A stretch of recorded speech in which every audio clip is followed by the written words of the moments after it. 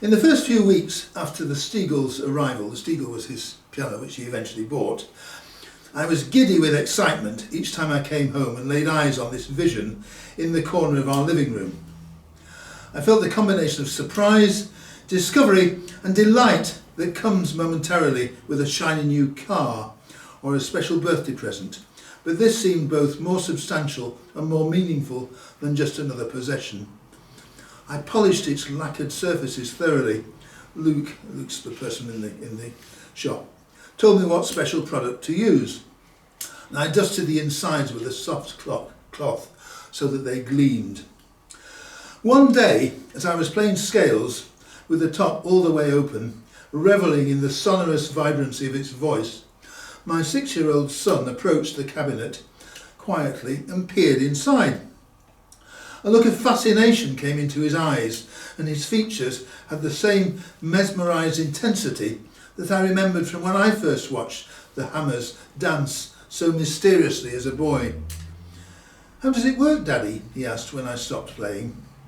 I explained the fundamentals and demonstrated the connection between the keys and hammers as he watched my fingers on the keyboard. He seemed satisfied with the basic and visible kinetic principle, and I saw that when we talked about it again, he would expect more specifics than I was, and I was still unprepared to explain the complexity of its workings. For all my love of pianos over the years, my preoccupation with discovering their provenance and unearthing their lore, I realised as I spent more time at the atelier, that's the workshop behind the piano shop, that I had only a rudimentary notion of how this instrument actually produces the extraordinary range of tones and contrasts that are its hallmark. I knew that a key, when depressed, activates a felt-covered hammer, which in turn hits the particular string that corresponds to that key. The string vibrates and a sound is produced. That's the basic principle of the mechanism.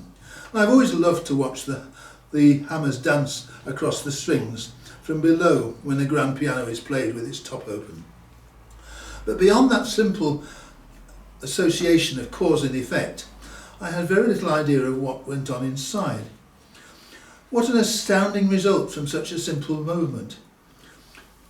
It's as if our upper extremities, fingers and hands and arms, were infused with a subtle power that once concentrated on the keyboard opens the door to every kind of sound.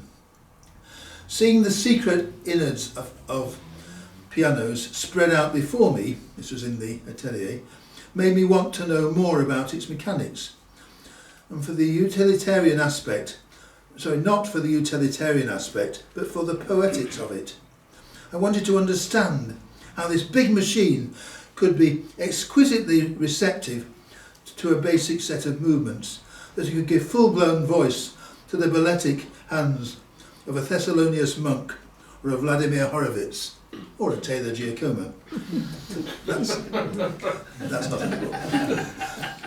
Gradually, as I poked around among the pieces of machinery that occasionally littered the back room, Luke answered my many questions and revealed the basics of how a piano works.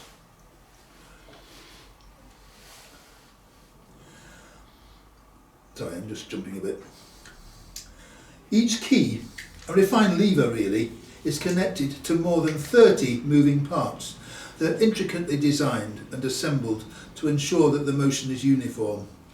The force with which the player presses the key is directly related to the speed with which the felt-covered hammer strikes the string, and this in turn determines the volume of sound produced. Hit the key hard, and a loud, bright tone is produced. Depress it gently, and the note sounds softly. This property is embedded in the combination of all the hidden parts, collectively called the action, that translates the downward motion of the key into a tone of variable volume. It was a revolutionary invention when the piano was invented around 1700, and since then the mechanical system that was first developed has been refined, but not fundamentally changed. When the key sets the hammer in motion, it strikes a string attached with great tension between 2 points. The vibrations of the string, from 30 cycles per second at the lower end of the bass register to 4,000 cycles per second at the top of the treble, produces a tone that corresponds to the particular note. This too is more complicated than it first appears. The hammers, in fact, usually hit more than one string. For while there are 88 keys on a modern piano, there are more than 200 strings. Among the highest notes on the keyboard, the high treble range, each typically has 3 thin strings, tuned to the same pitch and struck together by a single hammer.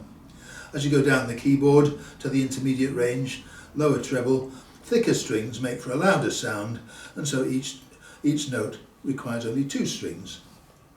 The lower strings, the bass register, require only 1 thick string, one thick string each, since their oscillations produce more volume than a single thin treble string. And it goes on, but I think it gives the flavour of it. It's just that the whole book is actually a sort of love letter to the piano. And when I read it, I thought of Taylor, obviously. That's lovely.